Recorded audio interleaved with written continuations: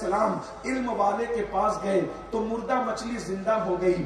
صرف مردہ مچھلی زندہ نہیں بلکہ آپ اپنی نگاہوں سے دیکھ لیں کہ اس دور میں مردہ مچھلی زندہ ہوئی تھی اور یہاں مردہ زمین زندہ ہو گئی ہے. یہ وقت رہا ہوگا اندھیرے میں اور تاریکی میں پڑی ہوئی اس سوجا کی سرزمین کو کون جانتا تھا. اور یاد رکھنا گمنام زمینوں پہ مرنے والے بھی گمنام ہو جاتے ہیں, گمنام زمینوں پہ دفن ہونے والے بھی گمنام ہو جاتے ہیں, مگر یہ نبی کے خاندان کی کرامت ہے کہ جب وہ گمنام نبی پر گمنام زمین پہ دفن ہوتے ہیں تو بھی اس زمین کو وہ حیات نو عطا کر دیتے ہیں. وہ دفن ہو کر گمنام نہیں ہوتے. نجف اشرف کی گمنام زمین پر مولائے کائنات کا مقبرہ بنا, مزار چھپا دیا گیا تھا.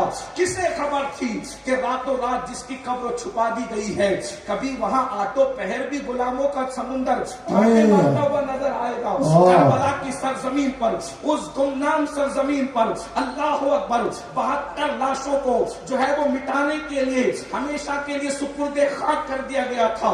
کسے خبر تھی کہ اللہ اکبر آٹو پہر وہاں غلاموں کا ہجوم نظر آئے گا, مگر اللہ اکبر حضرت باپو غلام حسین صاحب کے والد بزرگوار اس گمنام سی سرزمین پر, وہ بھی اللہ اکبر اتنی سنگلاخ سرزمین, آنے کا مسئلہ جانے کا مسئلہ, مگر اللہ اکبر آپ مجھے بتائیں گمنام ہو جانا چاہیے تھا, مگر جس کا جد کریم مردوں کو زندہ کرتا ہے اس کے شہزادے نے علم کی برکت سے اس زمین کو زندہ کیا ہے.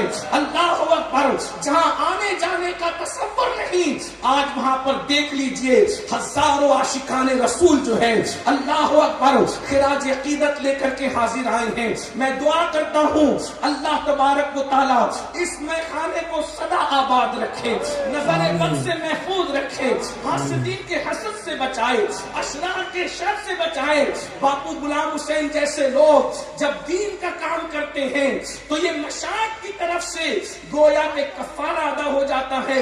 جو لوگ ہمارے سچے پیروں پر باتیں کرتے ہیں کہ پیر لوگ پیٹ بھرنے کے سوا کرتے کیا ہیں, تو ہم ایسے لوگوں کو بتا سکتے ہیں سب کو ایک طرح نہ سمجھو, کچھ ایسے بھی ہیں جو اپنا نہیں بناتے بلکہ اللہ کے دین کا.